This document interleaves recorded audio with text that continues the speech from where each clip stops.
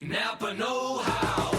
It's Love Your Car Month at Napa. And to show your car the love, get a Napa bucket for $2.99 and save 20% on almost everything you can fit inside, like car wash, car wax, and tire shine. So save some cash and look good doing it by getting 20% off with the Napa bucket. Quality parts, helpful people. That's Napa know-how. Napa know-how. At participating Napa Auto Parts stores, exclusions apply. Minimum 3 items may not be combined with other offers. Offer ends 4/30/19.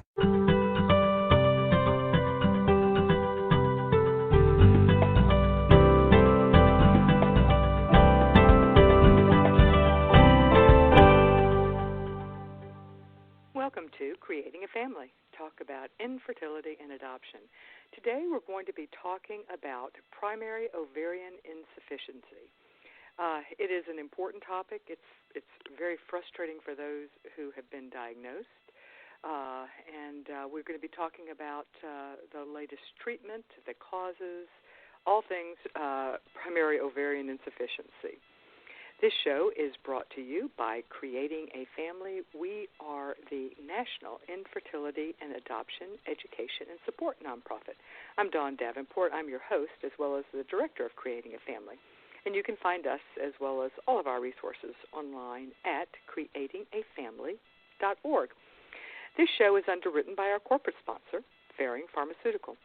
Ferring has a free program they want you to know about, My Fertility Navigator. This program offers free one-on-one support by a navigator for women who are struggling to get pregnant. There's a lot that this navigator can do. Once you enroll in the program, you are assigned a dedicated fertility navigator, and they can talk to you about, provide general information about fertility. They can also provide you with a list of nearby fertility centers. Remember what we tell you, age is one of the most important things to consider when you're struggling with infertility, so wasting time is not a good idea. So they can provide you a list of nearby fertility centers where you can talk and get more information. They can also give you information on financial resources for affording treatment, things such as that. You can get more information by going to their website, myfertilitynav.com/CAF. And the /CAF part is important because that lets them know that you found out about them from us, and that helps us. So please make sure you do it, myfertilitynav.com/CAF. Today we're going to be talking about primary ovarian insufficiency. As I said, it's a really frustrating condition. I mean, a lot of women aren't even aware that they are having their ovary and ovarian reserves are diminishing. Until they try to conceive, and they're not having any luck doing so. We're going to be talking today with Dr. Timothy Hickman. He is the medical director and co-founder of Houston IVF. He holds clinical associate professor appointments at both the University of Texas Medical School in Houston as well as the Baylor College of Medicine. He is a reproductive endocrinologist, and he has been named the top doctor in reproductive endocrinology by U.S. News and World Report, and a top doctor and and a top doctor for women by Houston, Texas Magazine, and a Texas Super Doc by Texas Monthly Magazine. Wow, that's a lot of accolades. This is a re-airing of a show that we did a couple of years ago. The topic is an important one, and the information presented by Dr. Hickman is important. The show was really well received at the time. It spurred a lot of discussion on our online support group, and made us really want to bring it back to you now. I hope you enjoy as much as I have. Welcome, Dr. Timothy Hickman, to Creating a Family. It's my pleasure. Thank you so much for having me. All right. As I mentioned at the onset, this is a very popular topic for our audience. So we've got a lot of questions which we'll be asking. But I think before we get into our questions, let's start at the beginning, always a good place to begin. What is premature ovarian failure, and how is it defined? I mean, let's be honest, isn't decrease in egg production and ovarian function is a normal part of aging. So what makes it premature? At what point do we consider it premature as opposed to just a normal part of aging? That's a great question. The typical time a woman goes through menopause here in the United States is somewhere between 50 and 51. Now, you'll see variations on that a little bit further into the late 50s or mid-50s to late 50s or even the 40s. But if a woman goes through menopause before the age of 40, we consider that premature ovarian failure. So any time after 40, it's not considered premature ovarian failure. But before then, if it's pre-40, okay. So how do we know whether a woman is defined as entering menopause? So the classic definition is if a woman goes through 12 months without a period, and in addition to that has 2 blood tests that show a markedly elevated FSH in the menopausal range, that's how one comes up with that definition of menopause. Okay, so FSH test is both that and the cessation of menses, the cessation of having a menstrual period, and then an elevated FSH, so an FSH test. That's the diagnostic criteria. That's what we use to diagnose premature ovarian failure. That's correct. You have to come in those 2 situations: early age, less than 40, and then the biochemical verification also with the elevated FSH. So if a woman is less than 40 and she's missing periods, should she wait a full year before trying to get a diagnosis? Because I would imagine it's not just an immediate cessation. It's more of a beginning to skip periods and have irregularity, and then ultimately resulting in a 12-month skip. But do you recommend people wait until when should they go try to seek a diagnosis? Oh, no, you wouldn't wait.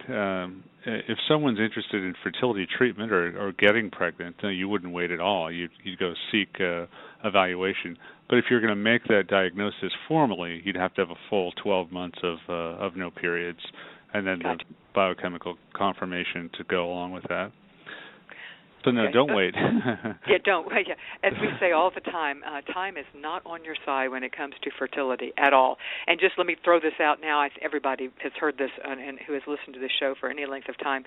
But if you are under the age of 35 and have tried with timed intercourse for a year without getting pregnant, you need to see a specialist. And the specialist for infertility is a reproductive endocrinologist. And if you are over 35, I sure wouldn't try more than about 6 months before seeking a specialist. That's still, Dr. Hickman, that's still what we're recommending?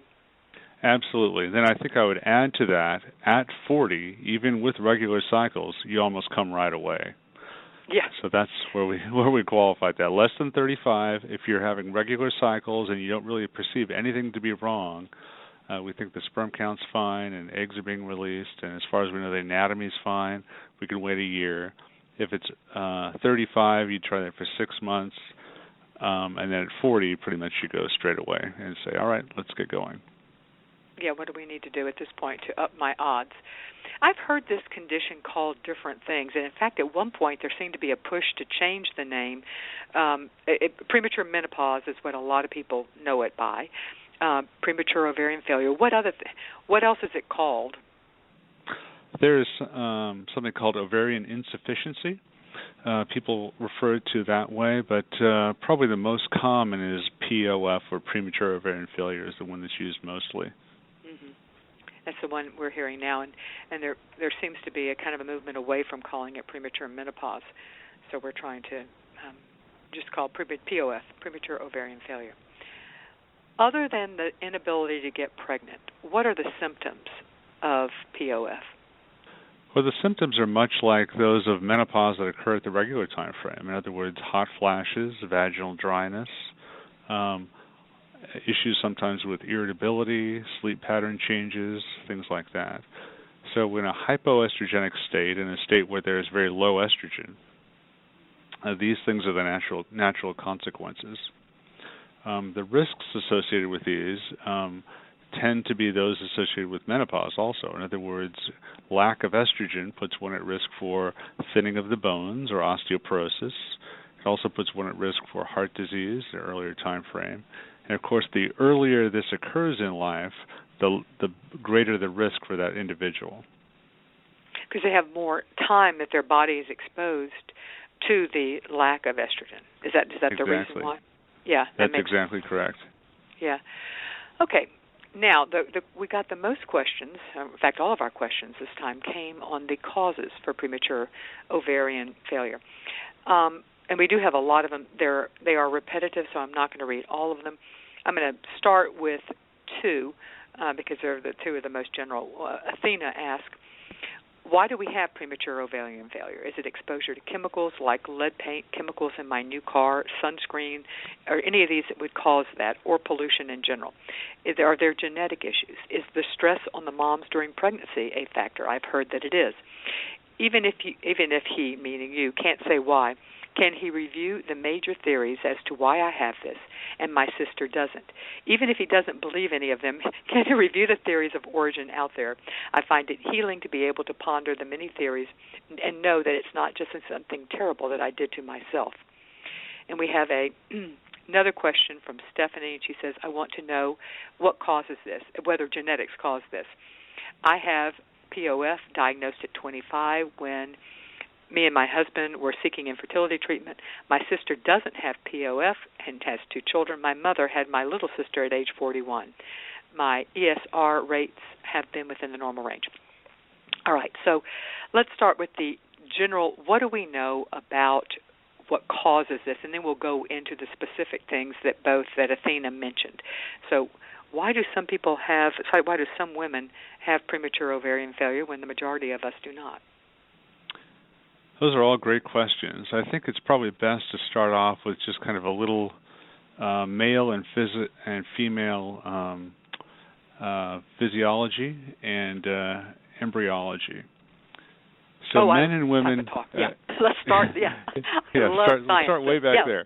Yeah, let's start at the very beginning. I like that. Men and women are very different.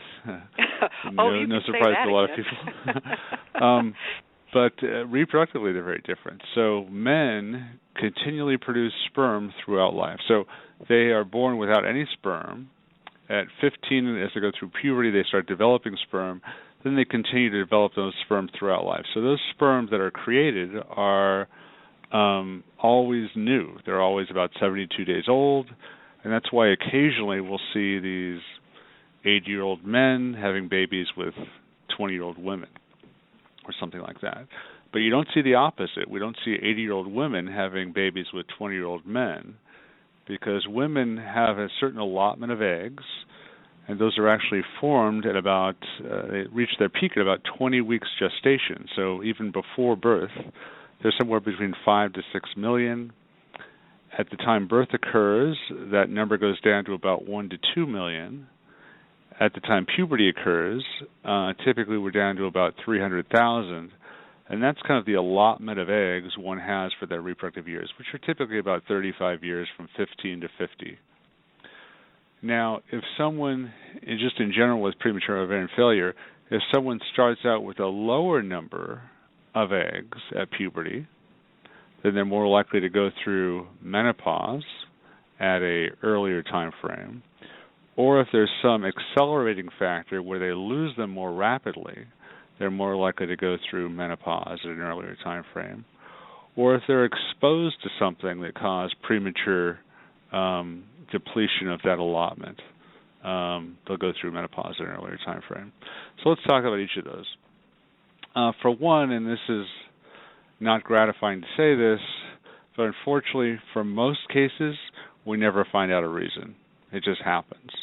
And we look at all the environmental factors, we look at the genetic factors, we look at the autoimmune factors, and we don't find out why it happened. It just happened.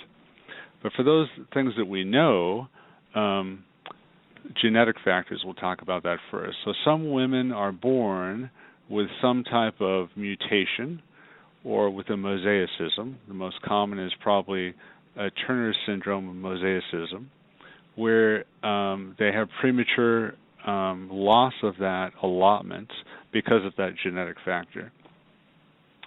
Those can run in families, but are fairly rare. The way you would diagnose something like that would be to get your blood drawn and ask for a karyotype. We also see that just in general, we'll see this sometimes run in families. In other words, let's say a woman's mother went through menopause in her early 40s. Her mother, so the initial woman's grandmother, went through menopause in her early 40s or late 30s. And also the woman's siblings, her sisters, went through menopause in an earlier time frame. We don't know exactly why that happens. There's not a genetic test that will actually verify that for the most part, but we just do see that running through different family lines. And we don't know, and we haven't uncovered if there is a genetic, there's actually something on the DNA that will, because this is not Turner syndrome, this is something totally separate. That would be totally separate typically. Okay.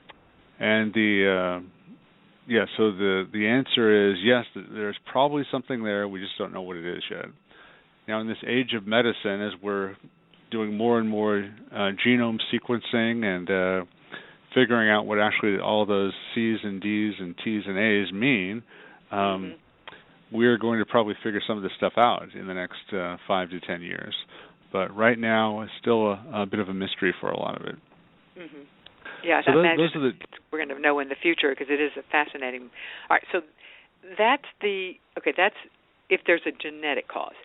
All right, and let me go back to say, you said that there were different ways premature ovarian failure can express themselves. That's not exactly, I'm not doing a good job of paraphrasing, but one was you could have, when you reach puberty, you could have a lower number of eggs at puberty, which hence would mean you have fewer eggs to start with, so to speak. The other one that you mentioned was an accelerated rate of reduction, which would indicate that you're going to run out sooner or get too low at it sooner. Was there another scenario that you mentioned? Yes, there would be some factor that would be introduced that would cause premature depletion. For example, chemotherapy, radiation, things like that would actually kill off egg cells. Okay. Gotcha. Okay, that makes sense. And in that case, the cause is obvious. All right, so we've talked about the genetics that would cause a woman potentially to have either a lower number of eggs at puberty or perhaps not just even at puberty, but from 20 weeks gestation, for whatever reason, that person has produced fewer eggs. And so what are the other things that might cause a woman to have fewer eggs in general? So in general, I would say, so going to the next thing of this premature depletion, there's this whole host of different ways the immune system goes awry. We lump them into the big category of autoimmune causes. What that means is that the body is making antibodies against typically certain glands. Like we know, you probably have several friends, as I do, that have problems with their thyroid. So that's a very common gland that fails in about maybe as high as 20% of reproductive age women, where they'll need to take replacements if it's functioning at a low level. And that is a gland that is typically the reason for the decline of the thyroid hormone production is typically an autoimmune situation, that the immune system has kind of gone to fight off, think that the thyroid gland is a foreign entity, so it's kind of fighting it off, and therefore you have lower function there. That's just one example of a gland that can have decreased function or fail due to an autoimmune issue. Another would be the ovary. So if there's some autoimmune issue, that could cause a problem with the ovary also. Is there a name for? I know of certain autoimmune diseases. Isn't diabetes considered one? And certainly lupus is considered one. Maybe diabetes is not, but lupus is. Lupus certainly is, yeah. So there are a whole host of different autoimmune diseases, and not everyone with an autoimmune disease will have an issue with premature ovarian failure. but a very small percentage will, and we don't know exactly the mechanism. We just know there are associations here. And is that all autoimmune? So if any autoimmune condition could result in premature ovarian failure. Is that what, am I understanding you correctly? I would say a very small percentage of the big group of autoimmune diseases have an association with premature ovarian failure. Okay. But if you've been diagnosed in the past, we actually have a question from Robin. She says, are those with autoimmune diseases more susceptible to premature ovarian failure? And I'm assuming that the answer to that is yes. That is correct, yes. Okay. All right. So it is a higher risk if you have a history of that. Okay.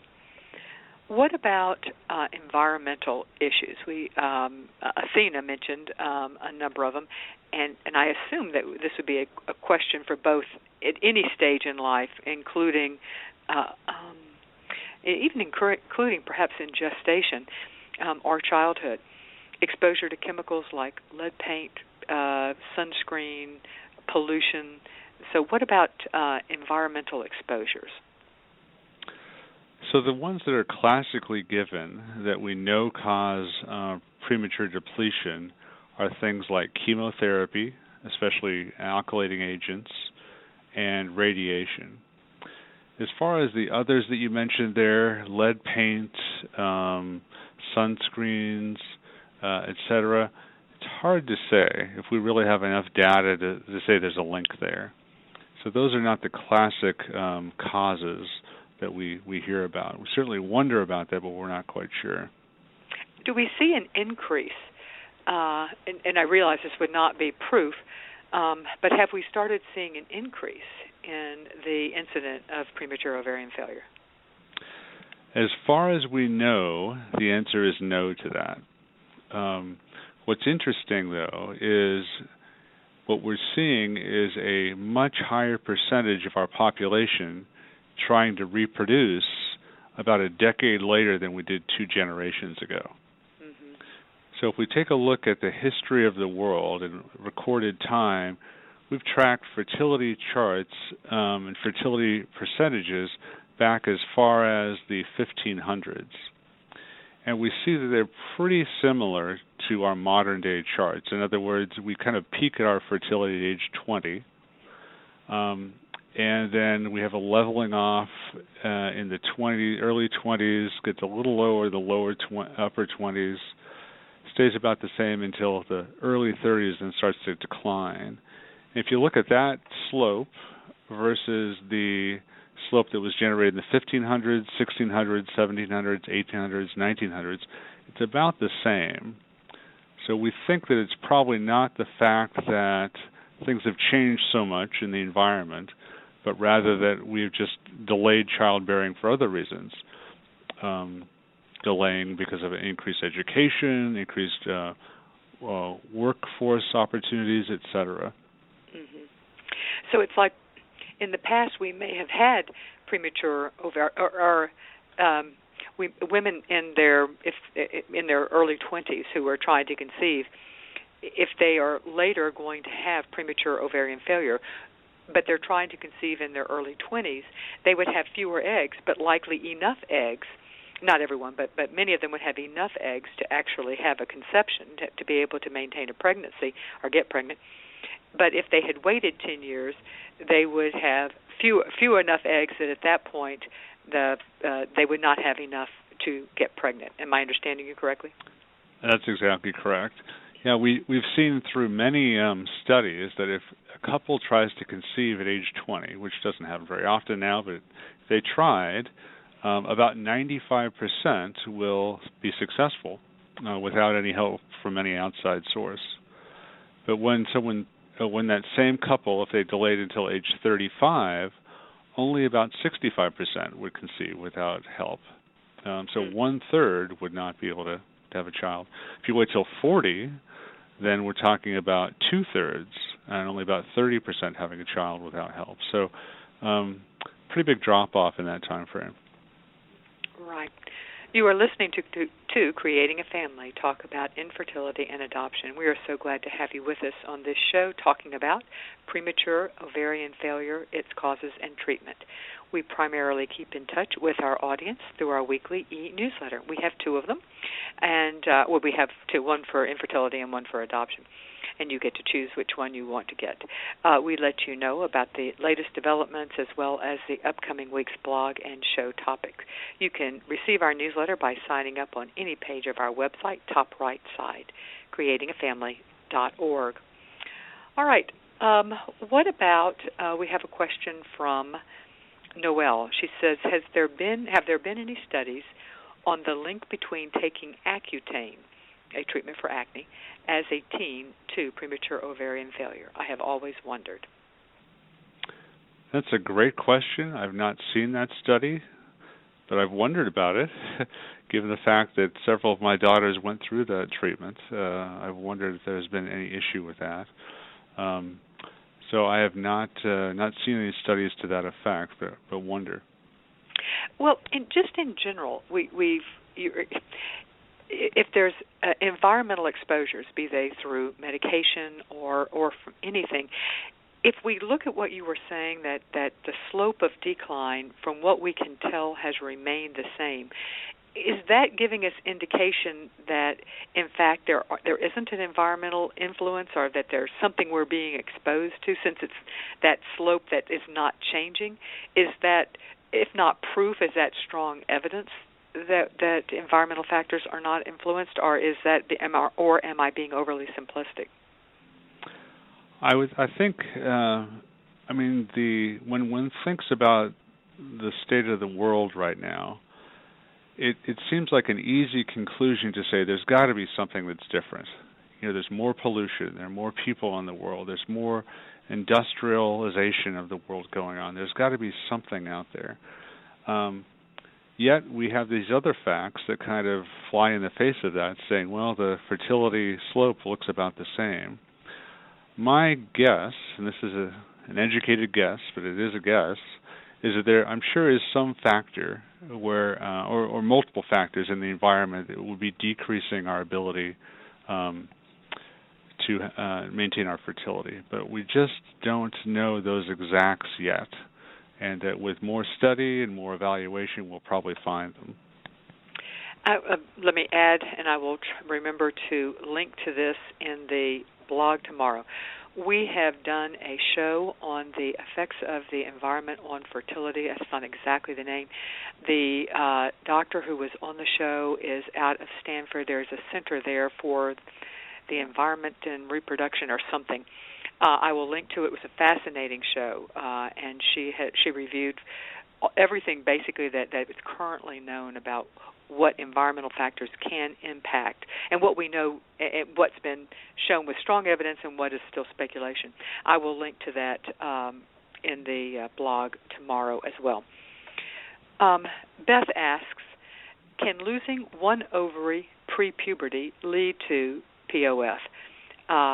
And are there better ways to predict this earlier in life? That's a separate question, so let me just stick with her first one. How about losing one ovary pre-puberty? Would that make you more at risk for premature ovarian failure? Well, since there's just a certain allotment of eggs that one has in life, and if you lose one ovary, you're losing about half of that allotment.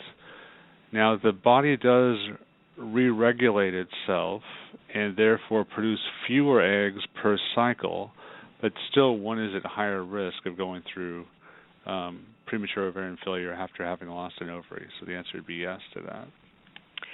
And here's a question that I have wondered myself and was really thankful that we got it. And this is from Melina. She said, can IVF, in vitro fertilization, lead to premature ovarian failure or early menopause? Is there any evidence that aggressive stimulation of the ovaries during a typical IVF cycle can contribute to POF? And I thought about that because especially when you hear, and this is atypical, but we do hear of women who have had many, many cycles of IVF, and their ovaries are, so they're producing many, many eggs, or some of them are, each cycle. So, yeah, what do we know as far as again, the repeated use of IVF and ovarian stimulation as far as premature ovarian failure? Well, that's an excellent question, and the short answer is there's probably not a link, but let's kind of go over the principles behind that answer. So every month there is a group of eggs that develop. Now, they've probably been developing for 30 to 60 days before that particular cycle, but that cohort of eggs is the cohort that will potentially develop during that 1 month. And in a natural cycle, the brain will send stimulation by the way of FSH and LH down to the ovary. And of that cohort, one of those eggs will become the dominant follicle. And it will go to full maturation, then release, ovulate. Then the rest of the eggs in that cohort that never became dominant will undergo a process called apoptosis, which is programmed cell death. And so they're killed off regardless. So in an IVF cycle, it's a different situation. You're taking pharmacologic doses of FSH and LH to try and stimulate that entire cohort to develop fully. And so many would refer to that as egg salvage. In other words, those eggs would have been lost anyway through that apoptotic process that would happen later on after release of the dominant follicle. But yet in this situation, you're just letting every one of them come to their full potential. So it is thought, because of that there's not premature depletion, there's just use of everyone that was available in that particular cohort. So people have made the argument, which we've never done, that, you could go ahead and stimulate every month of your reproductive life and still go through menopause at the same time. And that may or may not be true, but that's the logic behind that statement.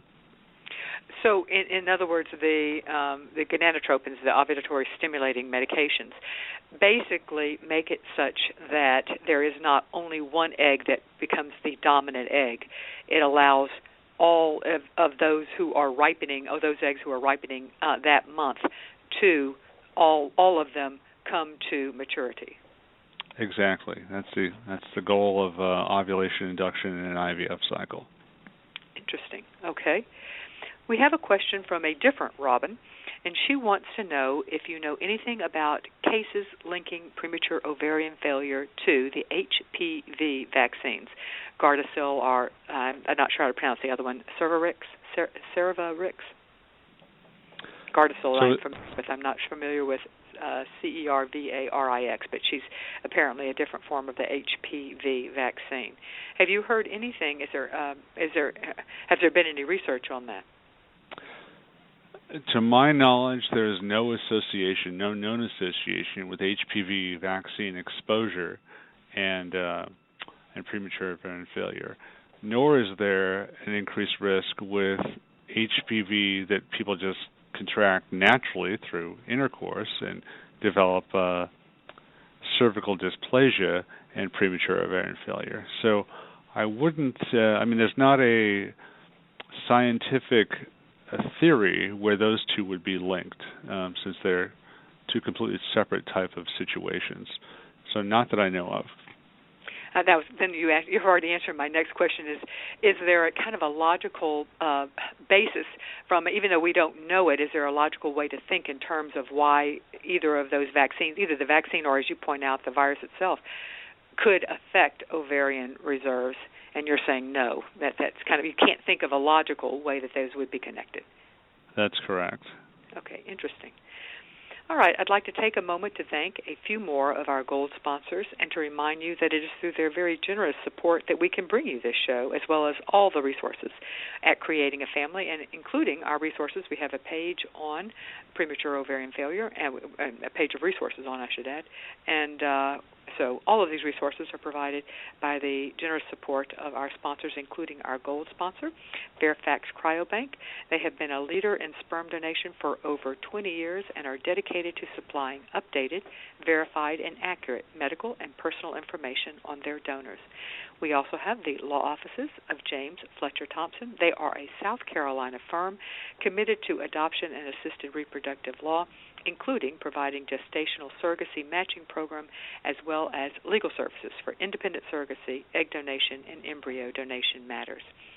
And lastly, we have Nightlight Christian Adoptions. They were a pioneer in offering embryo donation and adoption services to clients throughout the world through their Snowflakes Embryo Adoption Program. All right, now we've talked about causes, and well, let me ask: Are there any other theories out there that we haven't mentioned? Getting back to, I think it was Athena who said, throw all the theories her way, that just because she likes to ponder. So are there any other theories that we've not covered, either well supported or not so well supported? I think that pretty much covers them. So familial factors that we don't really know that much about, those that we do know about, typically Turner syndrome, autoimmune situations, and then exposure to something that would cause premature depletion like radiation or chemotherapy.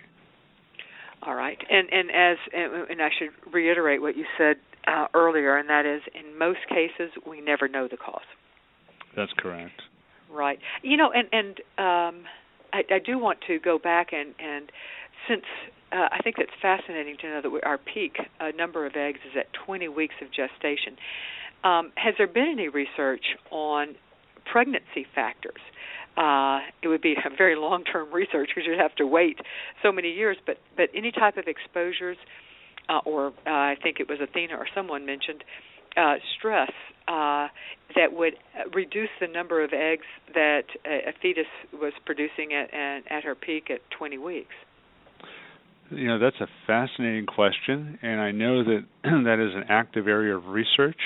This is what we term the epigenetic causes of fetal development. So in other words, what the mother carrying the baby is contributing to the whole situation, even though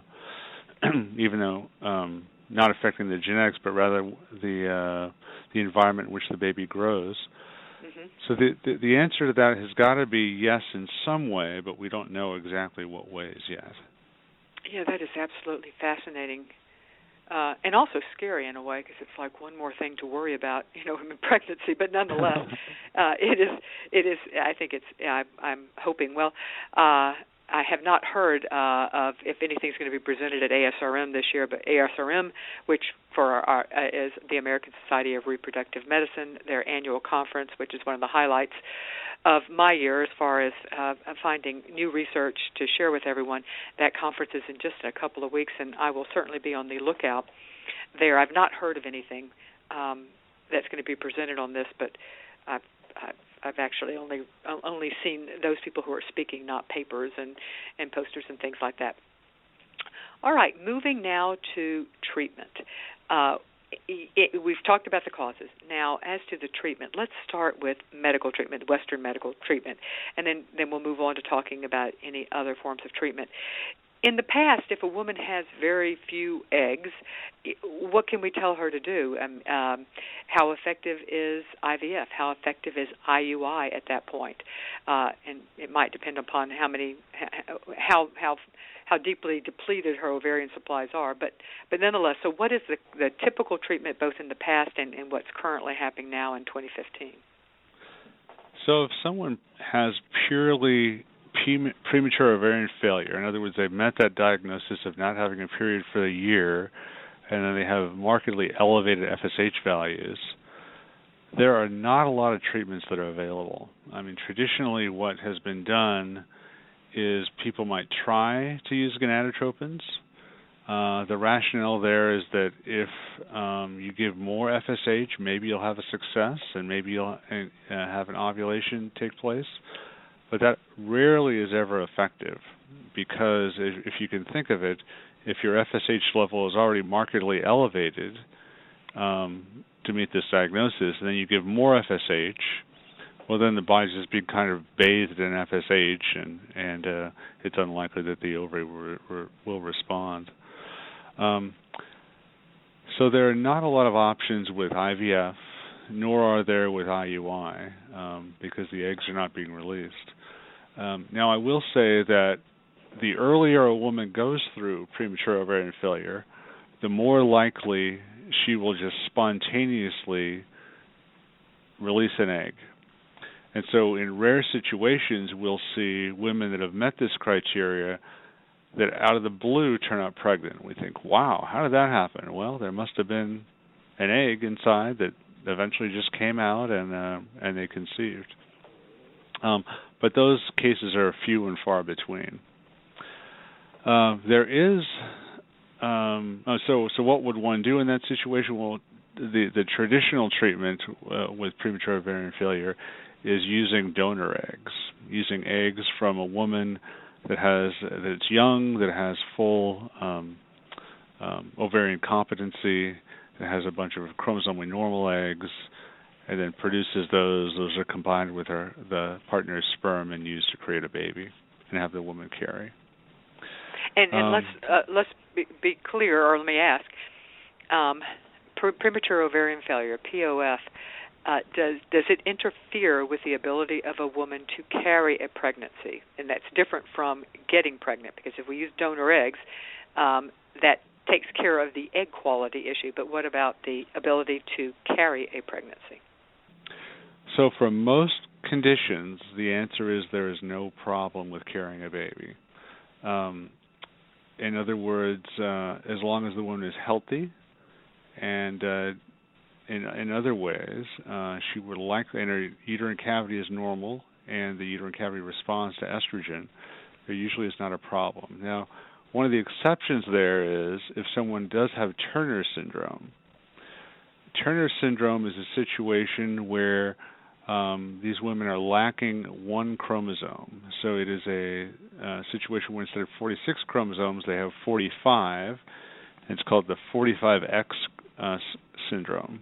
Instead of 46XX, they're 46XY, or excuse me, they're 45X. And in those situations, there's an association with problems with the aortic root. And in pregnancy, that can become very severe since the blood volume is increased by about 50%. There have been cases of aortic root dissection and even maternal death. So that's where there's a big risk to carry the baby. But that's a rare exception. For the most part, there's usually not a problem with carrying. And I believe this was a paper that was presented at ASRM a couple of years ago, talking about that. Rather, something you mentioned earlier, and that is you would think in terms of throw more gonadotropins, that's the ovulatory stimulating drugs, at a woman who is at the beginning stages or in premature ovarian failure. But that there's some evidence to say that that's a better outcome, pregnancy outcome, with less gonadotropins being used. Am I remembering that correctly? That's certainly an ongoing debate. Oh, okay. I thought you were going to say, no, you're not remembering it correctly. No, so it's an ongoing debate. I don't think you'll find consensus on that point. What I think you will find, though, is if someone's endogenous FSH level is very, very high, it's highly unlikely that more FSH is going to be a benefit to cause ovulation induction. And yeah, okay. So even that would indicate that then using less of the drugs would be better, or perhaps none, I guess, at that point. Tell me about the study that you and Dr. Schoolcraft are currently working on. We originally reported on our website information about this study, and it was fascinating to me. So can you tell me about the study that you and Dr. Schoolcraft are doing? Sure. So this is still in the experimental realm, but very exciting stuff. The study focuses on something called IVA, which is in vitro activation, which is a kind of a new concept, and the concept being that, even when a woman goes through menopause, there are still some eggs that are left behind. So if you were to take the ovaries from a woman that's menopausal, and you took them out and you dissected them and looked, you'd still probably find a few hundred eggs within them, but they've just not responded to any of the stimulation in the brain is sending down.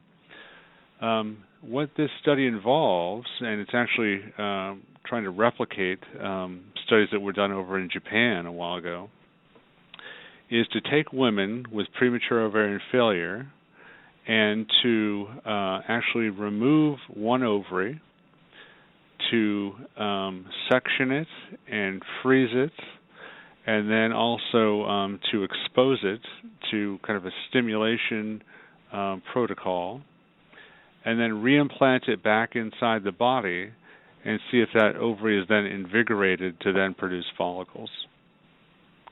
And in that situation that was done over in Japan, they had about 27 women that went through this, and several of them did start to develop eggs again, and they've actually had 2 live births. Interesting. So pretty fascinating stuff. When you say section it, that I understand that as slicing it. I'm not that can't be right, because then you couldn't reimplant it. So I must have misunderstood that. So you take the ovary out, and the idea is that you're going to try to put it through some type of protocol that will jumpstart the remaining eggs, or try to. Yes.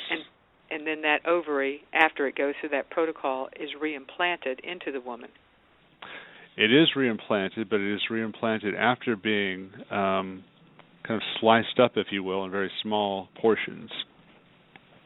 And so when the ovary is reimplanted in the woman, multiple portions are put together, and then hopefully through the healing process they will grow back together and then be able to produce, establish a blood supply and reproduce eggs.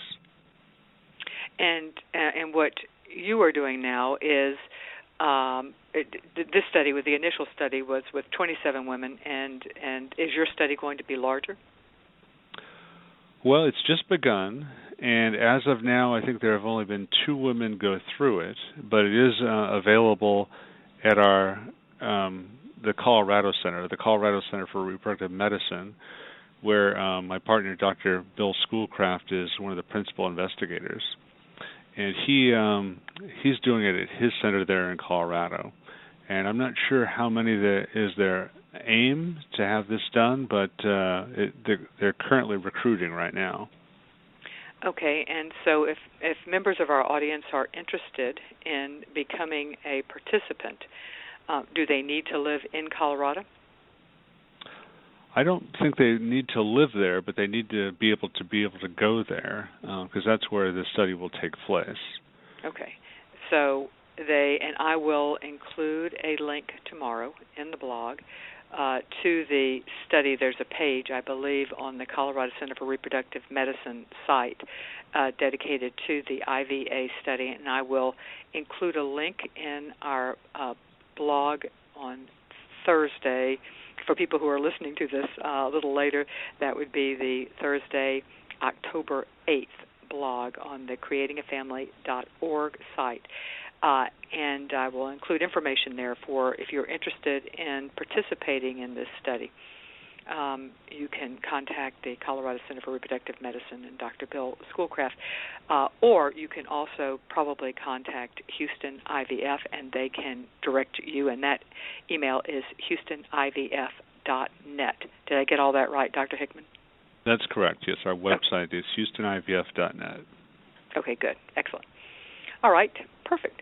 Okay, now we've talked about the Western medical treatment, and truthfully, there's not a whole lot, depending on whether you are how far down the process for it's not a one-day event. You don't have ovaries one day and then the next day generally, unless you've gone through things like chemotherapy or radiation, don't have them the next. So it's a gradual process. So depending upon when you seek treatment in that process, if you seek it further down the road when you have are much more progressed in POF, then there really, from a Western medicine standpoint, probably isn't a lot that can be done other than donor egg or participating in this study or any other studies that come down the pike.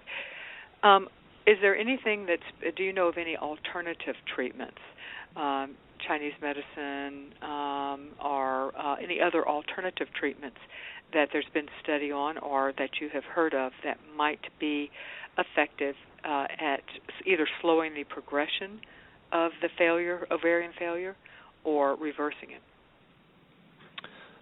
Well, that's an interesting question, because when you talk about Western medicine versus Eastern medicine, it's kind of comparing apples to oranges. In that, Western medicine is founded on the principles of the scientific method, where someone goes through something like a randomized controlled trial with two groups, and probably even placebo-controlled. Then you see if there's an effect of one medicine versus another, or if that's any better than doing nothing at all in the placebo group. In Eastern medicine, many of the successes are based on anecdotal reports. So someone might say, "Oh, I tried such and such, and I delivered a baby."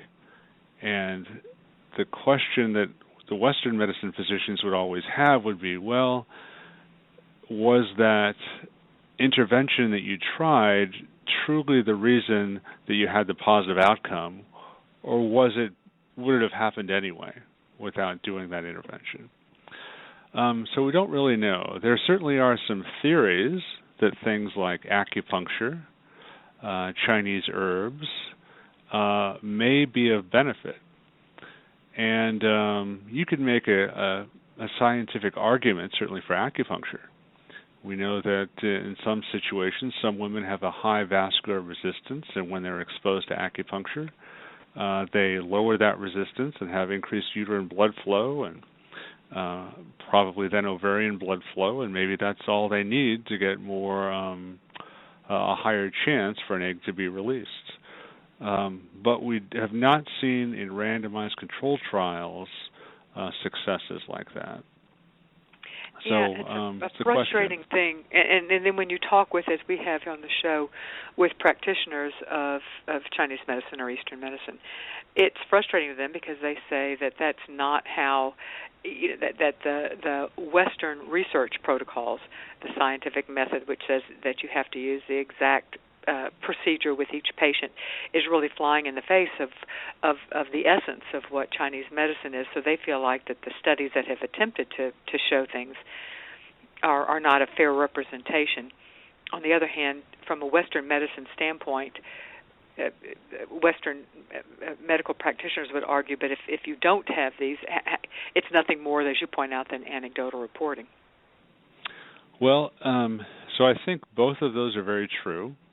And I think the truth lies somewhere in the middle, in that clearly the more you know in life, the more you realize how much you don't know. And I think that holds true with Eastern medicine. Clearly it's been around for centuries, and if there was no effect, it would have died away a long time ago. So there's got to be something to it. I don't know if we know exactly what it is yet, but it is providing something. I think there's no doubt about that. So going back to the idea of things that a woman can do to slow the progression of her ovarian depletion, assuming, and at this point I'm not necessarily looking at reversing it after she has officially reached the point of whatever the definition was, where 12 months without menstruation, as well as FSH levels in the menopausal range. But assuming that she knows that she has fewer, or she has been told that she is on the spectrum of POF, are there are there lifestyle changes? Are there dietary changes that she could make that might slow the progression of the depletion and give her more years of potentially being able to conceive? That's a great question, and the answer is I'm sure you would avoid any potential stimulus that could hasten the depletion. So I would probably refer to your prior show with your physician from Stanford that went into environmental causes. That would probably be a good summary of things to avoid. But in general, there are not too many ways we know to prevent this from happening if someone's predisposed to it. So that changes the question, how do I prevent this, to what can I do about it? And it's typically earlier action. I know they're trying to do fertility preservation techniques. If one doesn't have a partner yet, maybe to freeze eggs, or to go ahead and be a little bit more aggressive with trying to conceive if one feels like one's ready at a certain time in life. But that only applies if a woman has indication that she may be at increased risk for premature ovarian failure. So if she doesn't know that, what would she do? Well, there's not a lot to say there other than avoiding environmental factors that could potentially cause that. Yeah. Well, so obviously not smoking or What's that now? And your point about acupuncture, there's probably little indication that it would hurt, and it's possible from what you're saying that if you can stimulate blood flow to the ovaries through acupuncture, that would be potentially good.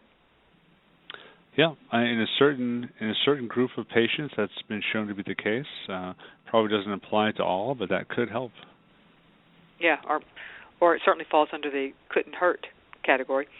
And I do think, though, just to reiterate something that you said at the beginning, and that is one aspect of premature ovarian failure is infertility, but there are other health implications that. So who would a woman see, assuming that pregnancy is at this point not what she is seeking, but she is wanting to take care of the other potential health consequences? Would her general practitioner or internist or somebody whom she sees, or does she at that point also need to see a reproductive endocrinologist? So many of those people can handle that same situation. So when we talk about the field of reproductive endocrinology, the full name is reproductive endocrinology and infertility. And so when someone practices purely reproductive endocrinology, they're usually looking at all aspects of hormone replacement and so forth. So that's certainly somebody that could be seen for this situation. Many OBGYNs would be able to treat premature ovarian failure also, as would internists. So I think you have a whole team of people that are ready and willing to treat this condition. Okay, and on that note, we have come to the end of our time together. To our audience, if you have enjoyed this show and want to help us grow, please do us a favor and give us a rating on iTunes. As you know, we are the top-rated show in this area on iTunes, and we would like to maintain our position there. We are also located on the iTunes homepage under What's Hot for Families and Children, and we'd like to maintain that position too. We're quite proud of it. So if you would, iTunes uses the rating system. We have wonderful ratings, and we would like to continue that. You can just type in Creating a Family into iTunes if it's on your phone or your computer, or you could go to the radio page of our website, creatingafamily.org/radio show, and click on iTunes there. Excuse me, and it will take you directly to the rating page. Thank you so much, Dr. Timothy Hickman, for being our guest today on Creating a Family. If you want to participate in the discussion on the topics of this show, you can check out my blog tomorrow at creatingafamily.org/blog to get more information on Dr. Timothy Hickman or on Houston IVF or on the IVA treatment program study that's going on. You can go to their website, which is HoustonIVF.net. Thanks for joining us, and I will see you again next week. Napa Know-How. This month, get a 5-quart jug of Napa Full Synthetic Motor Oil plus a Napa Platinum Oil Filter for $21.98. That's a pretty unbelievable deal. But trust us, it's totally real, but only for a limited time. So get Napa Full Synthetic and a Napa Platinum Oil Filter for $21.98 today. Quality parts, helpful people. That's Napa Know-How. Napa Know-How. General States pricing. Sales prices do not include applicable state, local taxes, or recycling fees. Offer ends 4/30/19. Everything you're hearing is from the Home Depot. From the baseboards and nails to these throw pillows, even those super soft sheets. Because now at the Home Depot, you can get everything for your bedroom, from wooden nightstands to modern benches. Save up to 25% on select bedroom furniture, plus free and flexible delivery and easy in-store returns. Shop decor now at HomeDepot.com. More saving, more kinds of doing. Valid on select items online only. Free delivery on select items $45 or more. Visit HomeDepot.com for more information.